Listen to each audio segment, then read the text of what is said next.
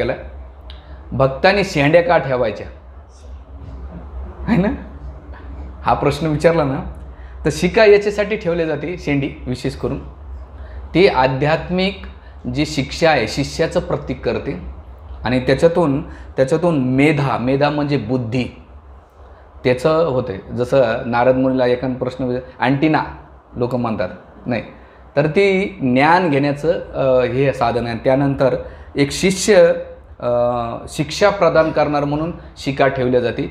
आणि ती शिका कशी असली पाहिजे त्याचं याचं वर्णन आपल्या ग्रंथामध्ये करण्यात आलेलं आहे की शिकाच्या नियमित काही गवड्यामध्ये 1.5 इंच म्हणजे गाईचं जे वासरू असतं त्याचं खूर असतं ना, तेवढी त्याने शिका ठेवली पाहिजे. त्याचप्रमाणे ती शिका रात्री झोपताना किंवा अंत्ययात्रा करताना किंवा शौचक्रिया जाताना शिका सोडली पाहिजे. त्यानंतर शिकेला गाठ नसणे याचा अर्थ कुटुंबातील कोणत्या तरी व्यक्तीचा मृत्यूची घटनेचं प्रतीक करत आहे. म्हणून पहिल्या काळामध्ये स्त्रिया केस कधी सोडायचे, 2च वेळा सोडायचे. एक तर कोणी मृत पावलंय त्यावेळेस केस सोडण्याचा, किंवा एखादी स्त्री विधवा असेल तर तेव्हा तिला केस सोडण्याचा अधिकार आहे. नाहीतर केस शिका आणि केस नेहमी बांधलेले पाहिजे, नाहीतर त्याच्यामध्ये भूत संचार करते. कलियुगामध्ये एवढे भूत संचारतात, अरे बाप रे बाप. आजकाल तर ते प्रलंबासुराची आवलत एवढी आलेली, लाल कोंबड्यासारखे केस गळून कलर करून येतात. काही जण तर असे तुऱ्यासारखे, कोंबड्यासारखे, खवच्या कट, भरपूर कल्ल्या हेच नाही. तर इथे ते म्हणतात की असं दर्शवतं म्हणून प्रत्येकाने शिका न बांधता ठेवली तर ती प्रकृतीचा परिणाम. शिका नेहमी बांधलेला पाहिजे, केस बांधलेले पाहिजे. द्रौपदीनं पहिला केस कधी सोडले माहिती आहे का? जेव्हा दुःशासनानं स्पर्श केला तेव्हा तिनं वचन घेतलं होतं की जोपर्यंत दुःशासनाचा वध होणार नाही तोपर्यंत मी केसाला गाठ बांधणार नाही. आणि नंतर तिनं गाठ कधी बांधली? जेव्हा भीमसेनानं रक्त आणलं आणि त्या रक्ताने तिने केस स्पर्श केला, नंतर केस बांधले गेले. म्हणून स्त्रियाचे केस नेहमी बांधलेले पाहिजे, झाकलेले पाहिजे. त्यामुळे त्याचं सौभाग्य वाढलं जातं. कधी केस कापू नये स्त्रियाने विशेष करून, कारण की पतीचं आयु कमी होते. कलियुगामध्ये तर त्या ह्या गोष्टीवर बोलणं म्हणजे भयंकर वाद ओढून घेण्यासारखं आहे याच्यावर. पण ॲटलिस्ट जे भक्त आहे तर त्याने तर ह्या गोष्टीचं पालन केलं पाहिजे. तर त्यानंतर ते म्हणतात की जेव्हा तुम्ही स्नान केल्यानंतर शिका शेंडीला नका बांधताना मंत्र म्हटला पाहिजे. आणि किंवा वेणी घालू नये, तिथं ते शेंडी ठेवली पाहिजे. आणि त्याच्यानंतर स्त्रियाने नेहमी लांब केस ठेवली पाहिजे आणि केसाची जपावं आणि त्यामुळे सुंदर वेणी घालावं. जेवढं केस सुंदर असते तेवढं पतीचं आयु वाढतं, वर्धन होतं आणि सौभाग्य वाढतं आणि तिचं सौंदर्य वाढतं. म्हणून केस ठेवली पाहिजे हे याच्यामध्ये दिलं. आता तुम्ही म्हणता की ठीक आहे बस केस स्त्रियांना तर बांधायला सांगितले, पण पुरुषाला शिका ठेवायला सांगितलेली, पण बाकीचे केस का काढायला लावतात बॉस? टकलं का करायला लावतात? मिशा का काढायला लावतात? तर भगुरामध्ये मग एका भक्तानं प्रश्न विचारला की प्रभूजी भक्तीचा आणि मिशाचा आणि शिकाचा काय संबंध हो? काय संबंध आहे? चांगला प्रश्न विचारला. काही संतांनी तर तू मिशा ठेवल्या आणि मिशा ठेवल्यानं भक्तीचा काय संबंध आहे? तर मिशा याचं गोष्टीचं प्रतीक आहे, अहंकाराचं प्रतीक आहे. मी दाखवतो ना, पहिल्या काळामध्ये मिशा पिळायचे लोक, म्हणजे पाटील मोठमोठे असतात ना पुढारी लोक, जसं आपले एक ॲक्टर होऊन गेला तो असं मिशा पिळत. तर ते अहंकाराचं प्रतीक आहे आणि भगवत भक्तीमध्ये अहंकार दाखवतं. पोलीस खात्यामध्ये पण बरेच दिसतात. पण आपल्याकडे भक्तांनी काढले. आपले एक मोठे अधिकारी होते, त्यांना असंच बर्थडेचं गिफ्ट मागितलं. त्यांना काय माहिती प्रभूजी काय गिफ्ट मारता, पण नंतर कळलं. तर ते मिशा हे अहंकाराचं प्रतीक आहे म्हणून मिशा ठेवलं नाही पाहिजे. आणि दुसरं मिशा याच्यासाठी ठेवलं जातं स्वतःला पुरुष मानणं. पुरुष म्हणजे काय की या जगामध्ये शरीर आत्मा जो असतो ना त्याला स्त्री आणि पुरुषाचं लिंग नसतं. ह्या जगामध्ये एकमेव पुरुष कोण आहे तर भगवान श्रीकृष्ण आहेत. बाकी सगळ्या प्रकृती येतात. मेल्यानंतर आत्मा हा स्त्री पुरुष राहत नाही, तर केवळ आत्मा राहतो. त्याच्या चेतनेनुसार त्याचं शरीर जमतं. या जन्मामध्ये तुम्ही स्त्री असताना पण पुढच्या जन्मात पुरुष राहतात. जे पुरुष असतात ते पुढे स्त्री बनू शकतात. म्हणजे आत्म्याला कोणताही हे नाही आहे, तर त्याच्या चेतनेनुसार त्याला नाही का त्याचा देह भेटतो. म्हणून ह्या जगामध्ये एकमेव पुरुष कोण आहेत? भगवान कृष्ण आहेत आणि बाकी सगळ्या प्रकृती आहेत. आणि भगवंताच्या कोणत्या अवतारामध्ये मिशा आहेत भगवंताला सांगा बरं? एक महादेवाचं पेंटिंग पाहिलं तर कोणालाच नाही आहे. सौंदर्य भगवान कृष्णाचं वय किती होतं? 125 वर्ष होतं. भगवद्गीतेचा पिक्चर बघतात ना तुम्ही? हां ठीक आहे. त्याच्यामध्ये कृष्णाला मिशा दाढी दिसल्या का? प्रभुपाद म्हणतात की आपल्या बॉडीतला जसं वेस्टेज मल असतो ना ते निघत आहे, तसं केस जे हाडांचं जास्त केस येतात ना ज्यांना, तर हाडाचा मळ बाहेर निघतो.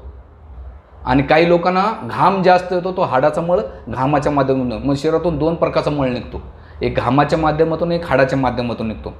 तर याच्यासाठी खास करून केस का काढले पाहिजे किंवा केस कमी का ठेवले पाहिजे, त्याचं मुख्य कारण की भगवान कृष्णाला आपलं सौंदर्य अर्पण केलं पाहिजे. म्हणून तिरुपती बालाजीला केस का अर्पण करतात? आपल्या केसामध्ये कोंडा असतात, वा असतात, आणि देवाला केस का आवडतात? नाही. त्याचं कारण काय की आपल्या सौंदर्यामुळं लोकांना आकर्षित करण्यासाठी आपण केस ठेवतो. बघा कुठेही जाताना त्यांच्या खिशामध्ये बाकी काही नसणार, पण कंगवा असणार आहे. 10 वेळा काढणार आणि तो 10 वेळा ते विचारणार. म्हणजे त्याच्या 3 गोष्टीचं नुकसान होतं. एक तर तुमचा वेळ निघून जातो, दुसरं तुमचं फोकस किती आहे तुमच्या केसावर, आणि तिसरं लक्ष म्हणजे काय की माझ्या केस सौंदर्य चांगलं असेल तर लोकांनी माझ्याकडे बघावं म्हणून केसाची रचना असते. म्हणून आजकाल आर्टिफिशियली केस व त्या हेड प्लॅन्ट करणारी संख्या वाढलेली आहे. आम्हाला लोक शिव्या घालतात, तुम्हाला चांगले केस असताना तुम्ही काढून टाकणार, आम्हाला नाही तर आम्हाला बळजबरी करावं लागते. पण याच्यातलं महत्त्वाचं काय की आपल्याला फोकस करण्यापेक्षा भगवान कृष्ण कसे फोकस झाले पाहिजे, त्याच्यामुळे आपलं सौंदर्य खास करून पुरुषांसाठी केस कमी ठेवले. आणि वैष्णव जे भक्त आहेत त्यांनी शिका ठेवली पाहिजे. देश काळापासून शिका याच्यासाठी ठेवली पाहिजे, वेणी याच्यासाठी ठेवली पाहिजे. एक भक्त त्यांच्या प्रवचनामध्ये सांगतात की एखादा भक्त जर पाण्यात बुडत असेल, पहिल्या काळामध्ये पाण्यात कोणी बुडत असेल तर ते केसाला धरून बुडतात. तसंच भक्त जर शिका ठेवली तर भगवंत त्याच्या शेंडेला धरून नका म्हणतो, मायाला कुठं पडतो इकडे, म्हणून शिका ठेवली पाहिजे. आता तुम्ही एवढे म्हणता उद्यापासून एवढी शेंडी ठेवली तर म्हणता अरे कोणी काही म्हणेल, नाही. देश काळ पात्रानुसार जेवढी थोडीशी असेल ना ती दिसली पाहिजे, ठेवली पाहिजे. आणि याचं कारण काय माहिती आहे का? सगळ्यात मध्ये शिका ठेवणं, वेणी ठेवणं म्हणजे जसं स्त्रिया केस ठेवतात याचा अर्थ त्यांना स्वामी आहे, तसंच जे पुरुष मंडळी शिका ठेवतात त्याचा स्वामी कोण आहे? भगवान कृष्ण आहेत. माझ्या स्वामीसाठी मी हे ठेवतोय, माझ्या स्वामीसाठी हे सगळं कार्य करतो, म्हणून शिका ठेवली पाहिजे. आणि ती शिका किती असली पाहिजे? गाईच्या खुरा एवढी किंवा 1.5 इंचाची शिका ठेवली पाहिजे. तर हे याच्यामध्ये वर्णन केलेले. त्यानंतर मिशीचं आणखीन एक प्रतीक म्हणजे आसक्तीचं प्रतीक आहे. जगामध्ये लोक मोठमोठ्या त्याग करतात, आपण साधी मिशी नाही काढू शकत राव. म्हणजे आपण स्वतःवर किती केंद्रबिंदू होत आहेत, म्हणून ह्या सांगितलेले. तर याच्यासाठी हा मुद्दा इथं उचलला जातात. तर त्यासाठी आपण शिका ठेवतो, मिशा काढतो आणि बालाजीला किंवा आपण केस अर्पण भगवंताला आपलं सौंदर्य समर्पित करतो. त्यासाठी हे केसाची रचना सांगितलेली. ठीक आहे. तर प्रत्येकानं ठेवलं तर खूप चांगलं होईल, प्रयत्न केले पाहिजे. आणि म्हणजे प्रभुपादाला एकदा गुरु नानक देवानं एकदा प्रश्न विचारला होता की तुम्हाला माणूस कसा पाहिजे? तर गुरु नानक देवानं म्हटलेले की लाखो लोकांमध्ये माझा मनुष्य ओळखू आला पाहिजे, लाखो लोकांमध्ये माझा माणूस ओळखू आला पाहिजे. कसा? तर मग गुरु नानक देवने काय केले? केस 5 गोष्टीचं के टाकले. केस, कर्तन, किरपान, कढ आणि कंगी, ह्या 5 गोष्टी सांगितलेल्या आहेत. ते बघा कुठेही जरी असले त्याची पगडी कळून जातं की अरे हे शीख धर्माला प्रेझेंट करतात. तसं वैष्णव म्हणजे काय? जेंटलमॅन. त्याला कोणाला पाहिलं पाहिजे? 2 कारण. एक तर स्वतःला कृष्ण भावनेत आठवून ठेवण्यासाठी आणि दुसरं कृष्ण स्मरण करण्यासाठी आपण ह्या गोष्टी करतो आपल्या डिसिप्लिननुसार. म्हणून सौंदर्य वाढतं. आजकाल आम्हाला तुम्हाला इस्कॉनमधल्या बऱ्याच ब्रह्मचार्य संन्यासाचं वय दिसूनच येत नाही. का? कळून येत नाही. लोक आज बी म्हणतात अरे तुम्ही 25चेच असावे. काही जणाला त्यांना काय म्हणतात 40चा झाला आहे, माहीत नाही.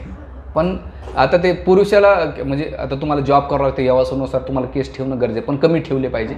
म्हणजे तुमचा वेळ केसामध्ये जाण्याच्या ऐवजी तो भगवत भक्ती कृष्ण स्मरण करण्यासाठी जेवढं शक्य आहे तेवढं केलं पाहिजे. तर ह्यासाठी आपण इथे केसाचं वर्णन केलेलं आहे. ठीक आहे. त्याच्यानंतर पुढचा प्रश्न आहे